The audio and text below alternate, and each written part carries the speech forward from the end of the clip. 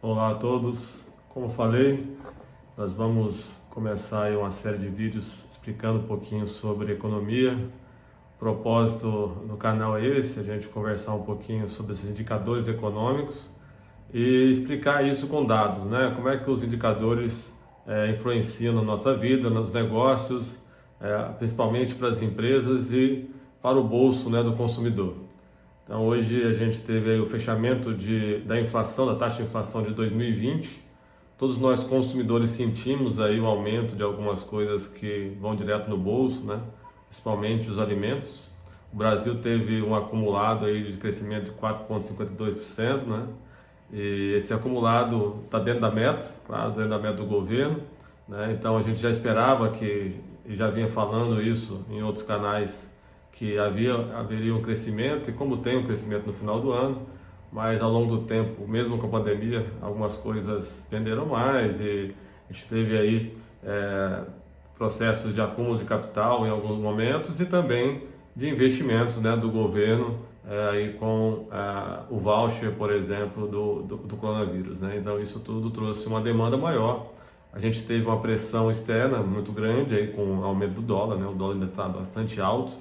E também nós temos aí o aumento das commodities, né? Tudo isso fez com que os preços elevassem e acabou com essa inflação que não é uma inflação muito preocupante, porque é uma inflação dentro da meta, né? Não é uma inflação que está estourada aí. Nós temos juros bem baixos, então a inflação está bem controlada. Esses juros ainda pode melhorar ainda mais se quiser um cenário aí em futuro de inflação mais alto. Você tem os juros aí para controlar isso, mas por enquanto o Banco Central está se organizando para isso. Mas como é que a gente calcula a inflação, né? Então a gente tem uma cesta de consumo.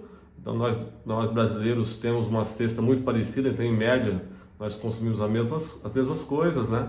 E aí, em média, quanto que isso custou para a gente, né? Quanto que isso custou mês a mês? E aí no final do ano agora, 2020, que passou, a gente tem um acumulado e essas coisas aumentaram ao longo do ano 4,52%. Isso é importante para mostrar duas coisas, né? Primeiro que a gente precisa realocar o consumo, realocar os investimentos, né? Saber como que isso afetou a nossa vida. Então isso vai afetar realmente a população mais pobre, né? Então isso afeta de alguma forma. Quem não consegue aumentar o seu rendimento, né? Ou organizar o consumo também afeta bastante, né? Porque você perde aí poder de compra, né? As coisas aumentam, você não consegue comprar as mesmas coisas com o mesmo salário, o mesmo rendimento que você tinha, então tem que se planejar melhor para isso, né? Ou aumentar o rendimento, ou organizar novamente, reorganizar o consumo que estava fazendo, né? Ver o que aumentou mais ou menos. E o que a gente tem que aumentou mais nesses últimos meses, né? E aí calhou com esse final do ano de 2020, foi que a alimentação foi o que aumentou mais, com a demanda maior das pessoas, né? As pessoas começaram a consumir mais em casa e aí aumentou a demanda. Isso tudo com dólar mais alto também, isso tudo acabou aumentando a alimentação, então o consumo foi maior. A gente tem outras questões importantes, como energia elétrica e gastos com residência. Gastos com residência a gente também teve um aumento bem grande, né? Aí, seja no Brasil todo.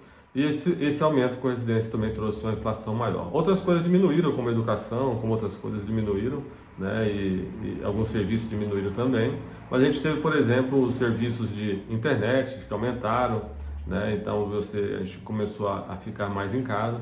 E a gente teve a taxa de energia também aumentando. Essa taxa de energia aumentando e também nós estamos gastando mais energia ficando em casa, né? Com muitas pessoas trabalhando em casa. Então isso tudo pressiona aí essa inflação, tá certo? Isso é importante detalhar que todo final do ano, né, todo final de ano você tem esse aumento, né, só que agora está muito mais controlado se a gente olhar isso. Então a gente tem um acumulado de 4,52 e no último mês, né, em dezembro de 2020, foi 1,35 no Brasil, né? Então é uma inflação que realmente a gente estava esperando.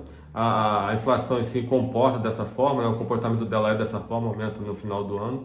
E aí, em janeiro, né, que nós estamos agora, também tende a aumentar um pouquinho por causa das festas de final do ano, né, de todos esses custos que a gente tem no começo do ano. E em fevereiro ela começa a estabilizar, né? Então, isso tudo é uma dinâmica da taxa de inflação quando você tem o tripé macroeconômico sendo bem organizado, né? Taxa de juros baixas, o governo tentando controlar a inflação e aí o governo também tentando organizar os seus gastos, né? Então tudo isso faz com que você tenha um controle maior. Então esse tripé é importante para a gente sempre ficar de olho nele. Então a gente vai falar com vocês toda semana sobre isso, sobre alguns indicadores. E aí a gente vai falar um pouquinho do que está acontecendo com esses comportamentos, né? Se o dólar cair, a tendência é que caia, né? Então a gente tem que ver como é que vai estar essa macroeconomia, como é que vai estar influenciando a nossa vida, né? E aí hoje também a Rádio CBN já mandou um abraço a todos da equipe da Rádio CBN Campo Grande, me pediu também para falar um pouquinho sobre a inflação de Campo Grande, né, Mato Grosso do Sul, que é uma inflação que é maior, que hoje fechou maior do que no Brasil, né? A inflação de Campo Grande e Mato Grosso do Sul acumulado foi 6,85. O Brasil foi 4,52, Campo Grande 6,85. A variação mensal de dezembro também foi maior do que em média no Brasil, né? O Brasil foi 1,35, Campo Grande foi 1,51. Mas nós sabemos que Campo Grande, a região metropolitana, que cresceu bastante, Mato Grosso do Sul e Mato Grosso, são dois estados muito fortes no agronegócio, cresceram bastante no meio da pandemia, e aí Campo Grande não ficou diferente. Então a gente teve um crescimento também de alimentação, de serviços, né? Crescimento bastante alto aí em dezembro, e aí fechamos com 6,35. Essa não é uma inflação muito baixa, né? É uma inflação controlada, mas não é muito baixa. Mas a inflação a gente tem culturalmente pensando o seguinte: nós pensamos em inflação como algo negativo. Bom, professor Michel, isso é negativo mesmo, realmente é negativo.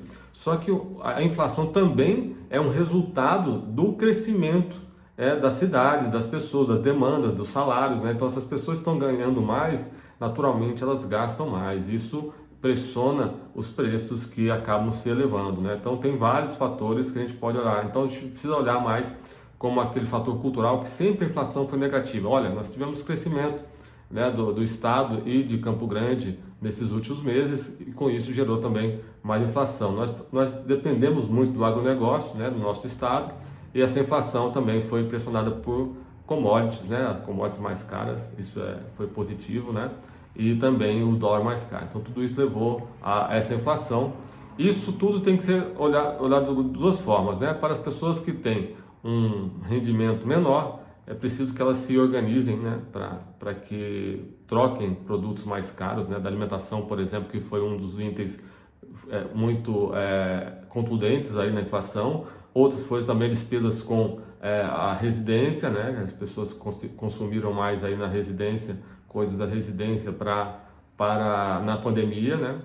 E outras questões importantes também foi transporte, que também aumentou um pouquinho, né? Essas são coisas, né, ligadas à habitação, residência e alimentação. Então são coisas que a gente pode pensar em como a gente faz para reorganizar o nosso orçamento, né? Gastar, consumir de outras formas, né? Mais baratas, alternativas, né? Isso tem que se pensar nesse momento para que as pessoas se organizem, né, no orçamento familiar, porque o impacto realmente, se você olha, né, alimentação, transporte, habitação, você tem 80% do orçamento ligado a isso, né? Então isso tudo tem que ser organizado, ver de formas alternativas de se planejar melhor isso para poder ter um maior ganho e poder ter um maior poder de compra, tá certo? Isso é um momento importante para se organizar. Mas lembrando, né, a gente vai ter mais vídeos futuros e vocês vão ver que em janeiro, em geral, aumenta um pouquinho mais a inflação e aí em fevereiro começa a estabilizar novamente se não tem nenhum choque externo. Se for só choques internos, coisas de demanda, a gente acaba tendo um maior equilíbrio aí em fevereiro para frente, tá certo?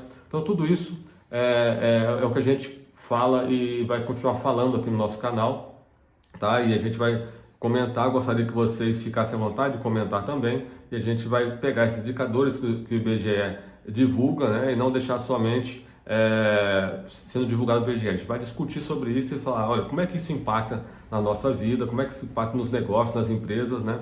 Isso é importante para a gente ajudar aí o mercado a avaliar essas decisões, tá certo? Um grande abraço a todos, e o nosso propósito aqui é sempre ter os dados em mãos e analisar esses dados da melhor forma possível para vocês. Valeu!